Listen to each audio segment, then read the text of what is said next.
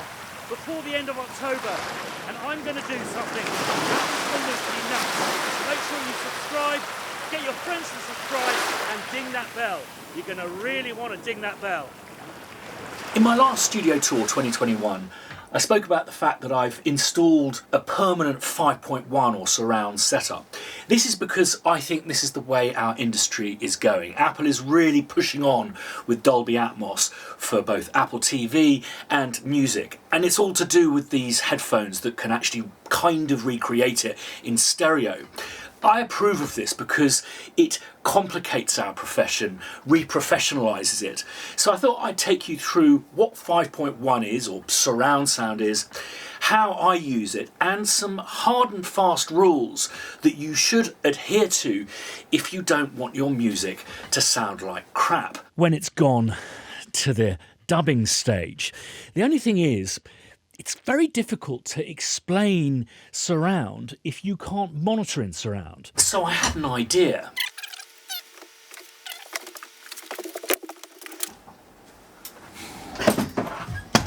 Oh, this is fucking heavy. Ah!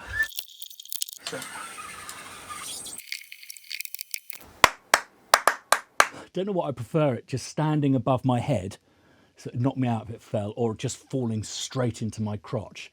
Anyway, this is a KU100. It's a binaural mic that uses nose shadow and the ear shape to basically do what our ears do. We only have two microphones, yet we know where stuff is. I'm hoping with this experiment you'll get a sense of what I'm doing with the front and the back, the surrounds, and the slight nuanced qualities between various different signals and how to achieve them. It may not work, but you need to put on headphones for it to stand a fighting chance. So what is 5.1? Well, 5.1 refers to 6 speakers: the left, the right, the centre, the left surround, the right surround, and you probably can't see down there is a big whopping great sub. So instead of working with stereo WAVs, we work with a 6-track 5.1 WAV. Fully interleaved, just like a stereo, and many of you who do computer games know that these have been hacked to create stemming in real time on computer games. But we'll be working in 5.1. Now, there are some hard and fast rules that if you don't listen to them, you're going to get very disappointing results. Namely, the one, it's lovely to have a big sub to play with, but it is not part of our bass management. The acronyms for the speakers are L, R, C, LS, RS, and LFE. And LFE stands for low frequency effects. And in the world of film, TV, and games, that is what that speaker is used for, effects. So if you start making it part of your bass management, and there's what I call continuous program going into that speaker, the dubbing engineer's just simply going to mute it, because they like to use that just at kind of key moments as a dramatic thing. They don't want it rumbling away, or rather they don't want your music rumbling over the rumble that they've put into it. So things like taikos, sonic booms, and if you do that trick of putting a sine wave an octave under your basses, maybe just for key moments, but I wouldn't sit it in there for minute after minute because they get very nervous about it. Great, so we've still got 5 speakers to have a lot of fun with. Well, actually, no. The centre speaker is where they put the dialogue, and they really don't like anything else to go there. And this is when we need to understand that writing in surround is all about spaces. And this is when the different mediums actually split off and have slightly different disciplines. For example, with games and TV music, you can pretty much keep the center speaker totally empty. So you can work in quad or 5.0 with a mute center channel. But when you're in large cinemas, something called a black hole is created if you don't have anything in the center speaker and the left and right speakers are, massively miles apart. So for film, certainly you need to put something in there so it doesn't feel like a total vacuum. But again, it's where the dialogue goes. They get very, very nervous if you put stuff like, like a shakuhachi. You want it to be in the center with the reverbs and delays coming out to the sides and surrounds. It's just not good practice. The other thing again, that's really important to consider where space is concerned is what you do with the surrounds. Where film's concerned, there's a thing called backdooring. They don't like you to do stuff that makes the audience look behind them.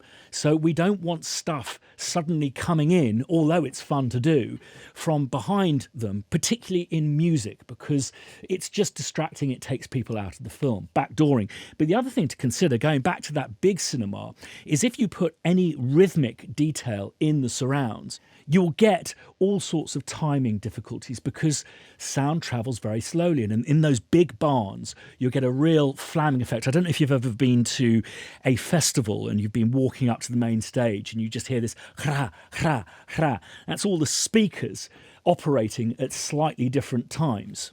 But again, with games, usually your listener is sitting in the sweet spot on their own, so you can be a lot more adventurous with the surrounds. And indeed, I think the sound for games is a lot more adventurous than TV and film.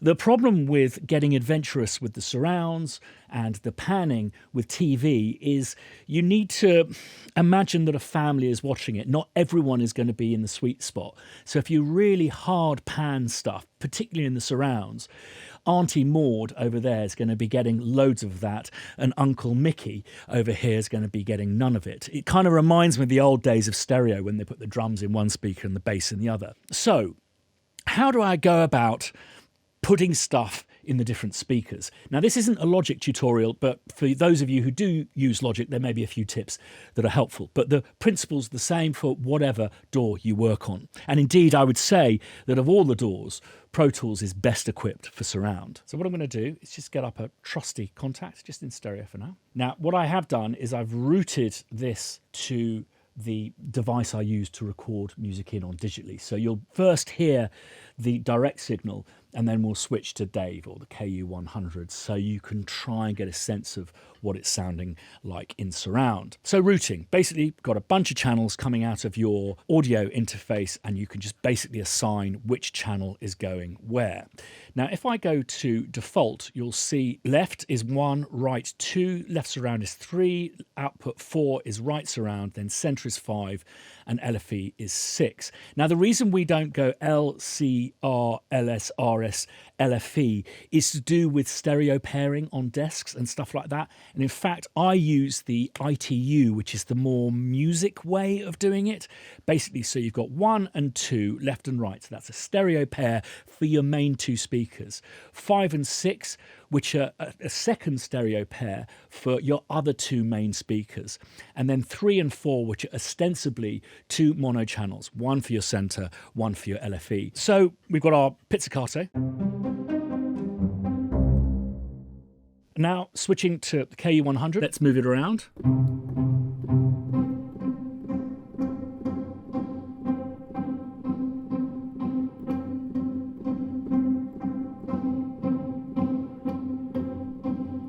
Which is a lot of fun, using a yoke to move it all over the place. You can also increase the LFE level.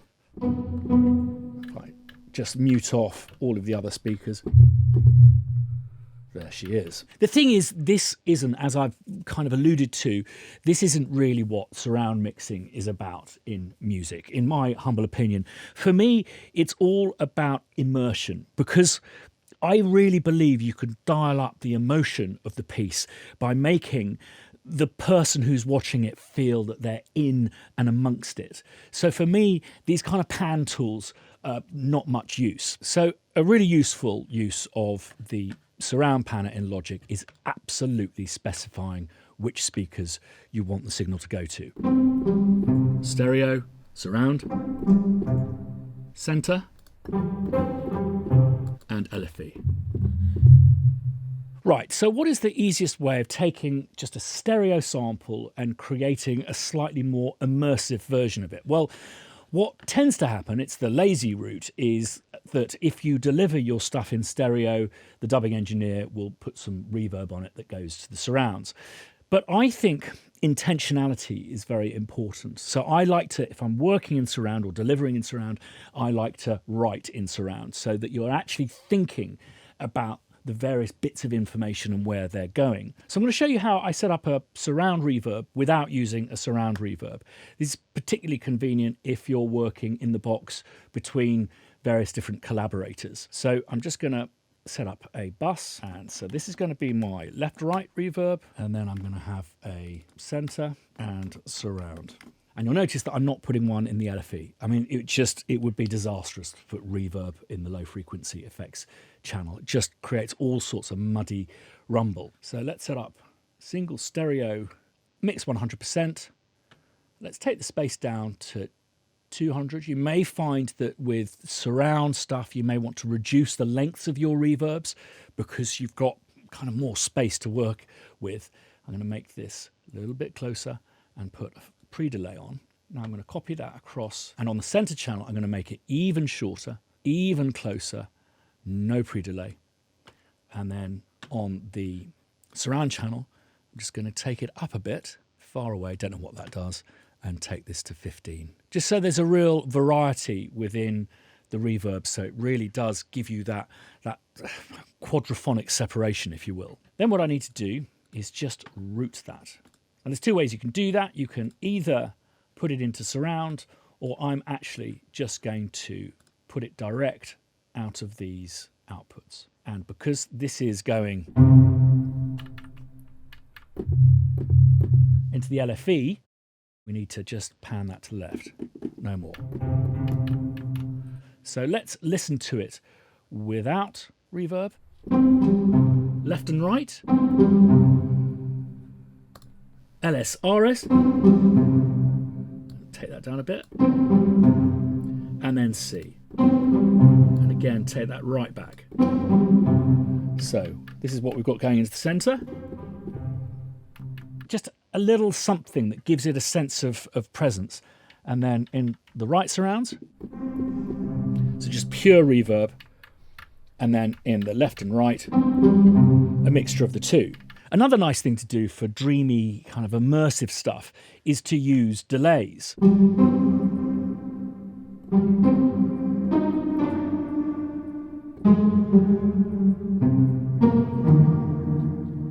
So what I'm going to do is create another bus.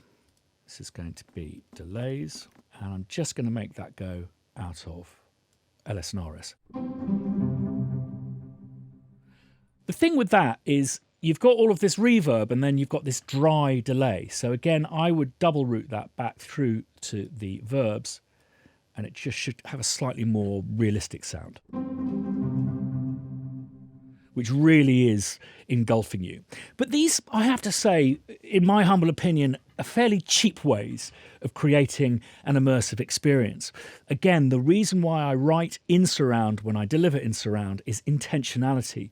And for me, it's about being creative in a way that isn't invasive on your listener or indeed the other department's dialogue and sound effects. Something I love doing is using the different mic positions that we provide in Spitfire to create a more immersive experience.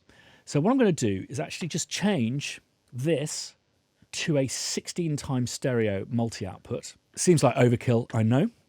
And then if you go here and go to outputs, you'll see you've got a bunch of different outputs here. We're just going to use these two. So what I'm going to do is click on that. So let's listen to the tree. And now the ambient. You'll hear it's less direct. So what we're going to do is activate the ambient and then just click on A and put it out stereo 2. Then if we go down here, click on that, you can see it says contact 3, 4 there. And again, we can select the output. So let's make that go to LSRS. So without, with. It just dumps you in the hall at Air Studios. Just going to drop that back a little bit. So this is behind us. In front of us. And that way, I'm going to definitely use less reverb. So we have much more definition. We've got so much more to play with. If you're writing contrapuntal music, it basically means you can still be very cinematic in scope, in epic wideness, but with that slightly more control over the detail of your music, even if you're just going from 2 speakers ostensibly to 4. So what I like to do is really think that we're working in 2 stereo fields. A great example is, say, for example, with the synth pad. Simply duplicate it and just alter the character of it very slightly, and it's akin to tracking a vocal, but instead of left and right, back and front. When I did the game Alien Isolation, we recorded the orchestra twice over 2 different sessions. Front orchestra, then we turned the tree round, back orchestra. So not only do you feel like you're in the room in Air Studios, it feels like you're sitting in the middle of the orchestra, which is a deeply emotional experience. The way that we can imitate that kind of experiment is to say, I've done this on this last film that I was working on. So what I'm going to do is take the main techniques here, and let's use the circular bowing, which is great. Now what I'm going to do is use the close here, and instead of assigning the room to a different output, I'm actually going to do another iteration of the same sample. So I'm going to do circular, and then I'm going to use the same microphone, so really up front. Now, if I play this, it's going to basically play 2 of everything. It's going to be all phasey. So what I want to do is my track and stack technique of let's go up 4, have that coming out of the same port. So you'll hear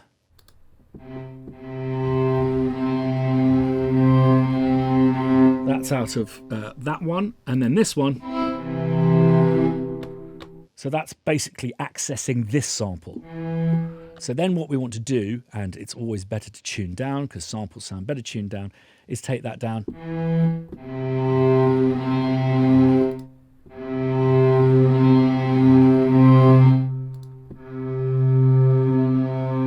Here that's a different sample. And then what we'll do is we'll just take this out of a different output. So let's put that out of there.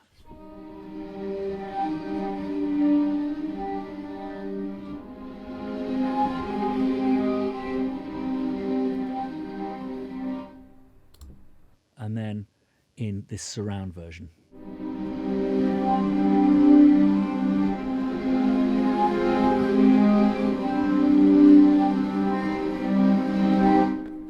And then let's put a bit of reverb on both of those.